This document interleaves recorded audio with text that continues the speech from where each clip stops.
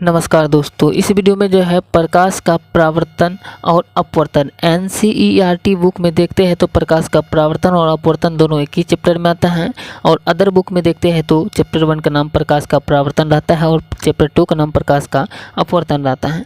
तो आपको जो है NCERT के माध्यम से बताने वाले हैं। चैप्टर का नाम प्रकाश का परावर्तन तथा अपवर्तन दोनों है और दोनों से जो है मिक्सचर क्वेश्चन है। तो आप लोग जो है वीडियो को पूरा देखिए। इसका फर्स्ट पार्ट जो है चैनल पर अपलोड है, ये सेकेंड पार्ट है और सारे वेरी ऑब्जेक्टिव क्वेश्चन को कवर करने वाले हैं जो कि बोर्ड एग्जाम 2024 में छपने वाला है। ये क्वेश्चन डायरेक्ट जो बताएंगे ऐसे ही क्वेश्चन छपने वाला है और सरल भाषा में बताएंगे, सीधा दिमाग में आएगा जितने भी क्वेश्चन बताएंगे। तो चलिए लेके चलते हैं क्वेश्चन पे। आप लोगों को जो है प्रकाश के परावर्तन और अपवर्तन चैप्टर के क्वेश्चन पे, तो इसका फर्स्ट पार्ट को जरूर देखिएगा, उससे आगे के क्वेश्चन को जो है इस वीडियो में कवर करने वाले हैं। तो चलिए लेके चलते हैं क्वेश्चन पे। क्वेश्चन यहाँ से देख सकते हैं। क्वेश्चन का है निम्नलिखित में से कौन उत्तल दर्पण की फोकस दूरी है जिसकी वक्रता त्रिज्या 32 सेंटीमीटर है। ऑप्शन ए में +8 सेंटीमीटर, बी में -8 सेंटीमीटर, सी में +16 सेंटीमीटर और डी में है -16 सेंटीमीटर। तो इसका सही आंसर ये हो जाएगा ऑप्शन नंबर सी, यानी जो है +16 सेंटीमीटर जो है ये है उत्तल दर्पण की फोकस दूरी है जिसकी त्रिज्या 32 सेंटीमीटर है।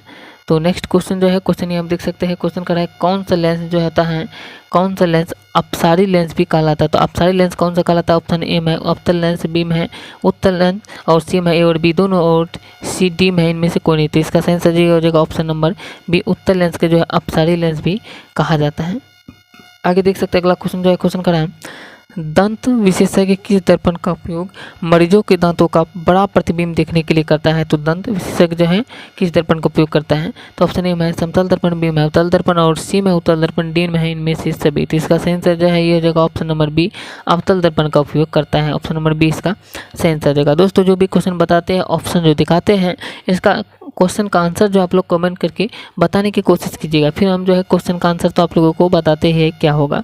अगला क्वेश्चन जो है, क्वेश्चन का नाम गोलीय दर्पण के परावर्तक पृष्ठ की वृत्ताकार सीमा रेखा का व्यास कहलाता है। तो गोलीय दर्पण के परावर्तक पृष्ठ की जो वृत्ताकार सीमा का व्यास क्या कहलाता है ये बताना। ऑप्शन ए में मुख्य फोकस, बी में वक्रता त्रिज्या, सी में प्रधान अक्ष और डी में गोलीय दर्पण का द्वारक।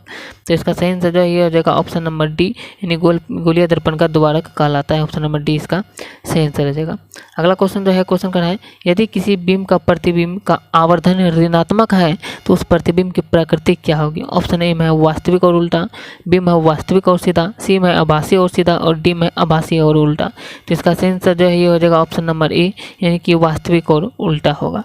अगला क्वेश्चन जो है, क्वेश्चन का है किसी शब्दकोश के छोटे अक्षरों को पढ़ने के लिए आप जो है निम्नलिखित में से कौन सा लेंस पसंद करेंगे। ऑप्शन ए में है 5 सेंटीमीटर फोकस दूरी का अवतल लेंस, बी में 5 सेंटीमीटर फोकस दूरी का उत्तल लेंस, सी में 50 सेंटीमीटर फोकस दूरी का अवतल लेंस और डी में है 50 सेंटीमीटर फोकस दूरी का उत्तल लेंस। तो इसका सही आंसर जो है ये हो जाएगा ऑप्शन नंबर बी, यानी 5 सेंटीमीटर फोकस दूरी का एक उत्तल लेंस का जो है उत्तल लेंस को जो हम लोग पसंद करेंगे इसको पढ़ने के लिए।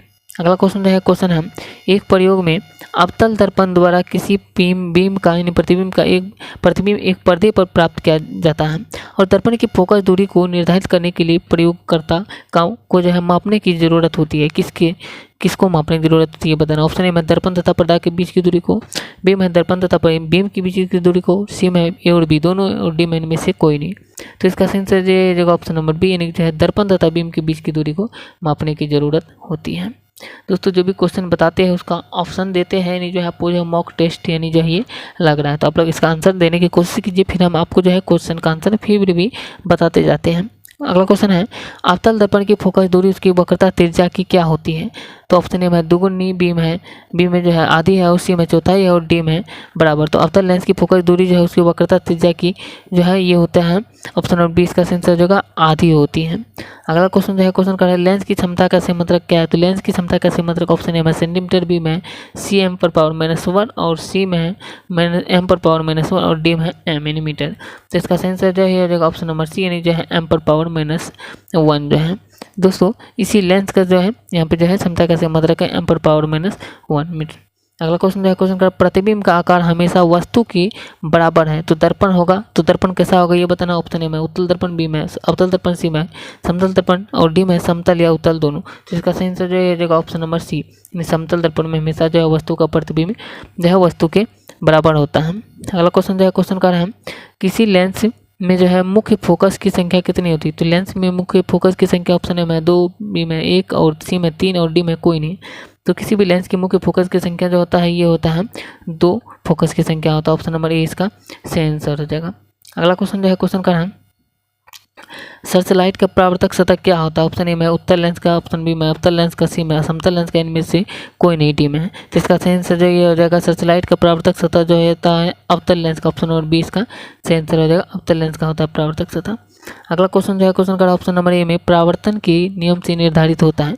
ऑप्शन ए में आपतन कोण परावर्तन कोण के बराबर, और बी में परावर्तन कोण अपवर्तन कोण के बराबर, सी में आपतन कोण विचलन कोण के बराबर, डी में इनमें से कोई नहीं। तो परावर्तन के नियम के निर्धारित जो होता है ये होता है आपतन कोण परावर्तन कोण के जो है बराबर होता है। ऑप्शन नंबर ए इसका सही आंसर हो जाएगा। अगला क्वेश्चन जो है क्वेश्चन का प्रकाश के अपवर्तन के कितने नियम है? ऑप्शन ए में 1, ऑप्शन बी में 2, ऑप्शन सी में 3, ऑप्शन डी में 4। तो इसका सही आंसर जो ये हो जाएगा ऑप्शन नंबर बी यानी प्रकाश के अपवर्तन के जो है 2 नियम हैं, और इसके साथ साथ प्रकाश के परावर्तन के भी 2 नियम हैं। अगला क्वेश्चन जो है क्वेश्चन का है दाढ़ी बनाने में कौन सा दर्पण का उपयोग होता है? तो दाढ़ी बनाने में जो होता है ये अवतल दर्पण जो है इसका प्रयोग किया जाता है। ऑप्शन नंबर सी इसका सही आंसर हो जाएगा। अगला क्वेश्चन जो है क्वेश्चन का है समतल दर्पण द्वारा बना प्रतिबिंब कैसा होता है? तो ऑप्शन ए में होता है वास्तविक बिंब होता है, काल्पनिक सी में होता है और बी दोनों और डी में होता है, इनमें से कोई नहीं। तो अवतल लेंस के समतल दर्पण के द्वारा बना प्रतिबिंब जो होता है ये होता है काल्पनिक, जिसकी हम कल्पना करते हैं। ऑप्शन नंबर बी इसका सही आंसर हो जाएगा। अगला क्वेश्चन जो है क्वेश्चन का है हम देख सकते हैं किस लेंस के द्वारा सिर्फ काल्पनिक प्रतिबिंब बनता है? ऑप्शन ए में उत्तल लेंस, बी में अवतल लेंस, सी में बाइफोकल और डी में इनमें से कोई नहीं। तो इसका सही आंसर जो हो जाएगा ऑप्शन नंबर ए यानी उत्तल लेंस के द्वारा जो है सिर्फ काल्पनिक प्रतिबिंब ही बनता है। अगला क्वेश्चन जो है क्वेश्चन का है गोलीय दर्पण में फोकसांतर एवं वक्रता त्रिज्या के बीच संबंध क्या है? अथवा या तो ऐसे भी क्वेश्चन पूछा जा सकता है गोलीय दर्पण का फोकसांतर उसके वक्रता त्रिज्या का कितना गुना होता है? ऑप्शन ए में r बराबर 2 है, बी में 2 और सी में f बराबर r/2 और डी में r बराबर f/2। तो इसका सही आंसर जो हो जाएगा ऑप्शन नंबर सी यानी जो है f बराबर r/2। अगला क्वेश्चन जो है क्वेश्चन का है किस बीम का वास्तविक तथा समान साइज का प्रतिबिंब प्राप्त करने के लिए बीम को उत्तल लेंस के सामने कहाँ रखें? किसी भी बीम का जो है ऑप्शन ए में लेंस के मुख्य फोकस पर, बी में फोकस दूरी की दोगुनी दूरी पर, सी में अनंत पर और डी में लेंस के प्रकाशिक केंद्र तथा मुख्य फोकस के बीच। तो इसका सही आंसर जो हो जाएगा ऑप्शन नंबर बी यानी जो है फोकस दूरी की दोगुनी दूरी पर रखना चाहिए। अगला क्वेश्चन जो है क्वेश्चन का है हम देख सकते हैं और इस वीडियो का लास्ट क्वेश्चन है, सॉरी आगे भी क्वेश्चन है, 50 क्वेश्चन है। क्वेश्चन कर रहा है एक अवतल दर्पण की फोकस दूरी 10 सेंटीमीटर है तो उसकी वक्रता त्रिज्या क्या होगी?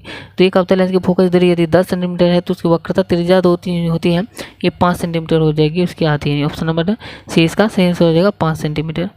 आगे देख सकते हैं अगला क्वेश्चन जो है क्वेश्चन कर रहे हैं काल्पनिक प्रतिबिंब होता है। तो काल्पनिक प्रतिबिंब जो होता है ये जो काल्पनिक प्रतिबिंब जो होता है ये सीधा होता है, नहीं जो है ये सीधा ही होता है, काल्पनिक प्रतिबिंब होता है जो ऑप्शन नंबर ए इसका सही आंसर हो जाएगा। अगला क्वेश्चन जो है क्वेश्चन कर रहे हैं सरल सूक्ष्मदर्शी में किसका उपयोग होता है? ऑप्शन ए में उत्तल दर्पण, ऑप्शन बी में ऑप्शन बी में उत्तल दर्पण, ऑप्शन ए में अवतल दर्पण, ऑप्शन सी में अवतल लेंस और डी में उत्तल लेंस। तो इसका सही आंसर जो हो जाएगा ऑप्शन नंबर डी उत्तल लेंस का जो है प्रयोग होता है सरल सूक्ष्मदर्शी में।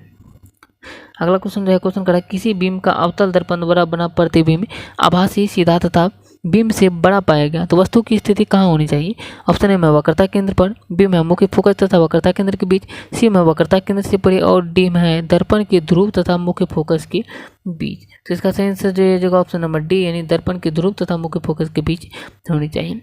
आगे देख सकते हैं अगला क्वेश्चन जो है क्वेश्चन कर रहे हैं एक उत्तल लेंस होता है तो ऑप्शन ए में सभी जगह समान मोटाई का, बी में बीच की अपेक्षा किनारों पर मोटा और सी में किनारों की अपेक्षा बीच में मोटा। तो एक उत्तल लेंस जो होता है ये किनारों की अपेक्षा बीच में मोटा होता है, और जो इसी तरह जो है अवतल लेंस जो होता है ये जैसे कि उत्तल लेंस में किनारे से जो है पतला होता है और बीच में मोटा होता है, उसी तरह अवतल लेंस में जो होता है ये बीच में पतला होता है और किनारे से जो है मोटा होता है, चौड़ा होता है। ऑप्शन नंबर सी इसका सही आंसर हो जाएगा। अगला क्वेश्चन जो क्वेश्चन करें 1 मीटर फोकस दूरी वाले उत्तल लेंस की क्षमता क्या होती है? 1 मीटर फोकस दूरी वाली उत्तल लेंस की क्षमता जो होता है ये होता है 1D यानी जो है 1D होता है। ऑप्शन नंबर बी इसका सही आंसर हो जाएगा 1 डायोप्टर। दोस्तों इस वीडियो में इतने क्वेश्चन कवर किए, आगे क्वेश्चन को जो है नेक्स्ट वीडियो में कवर करने वाले हैं। मिलते हैं नेक्स्ट वीडियो में नए सिलेक्टेड क्वेश्चन को लेकर के। ये वीडियो कैसा लगा ये आप कमेंट करके जरूर बताइए। जय हिंद।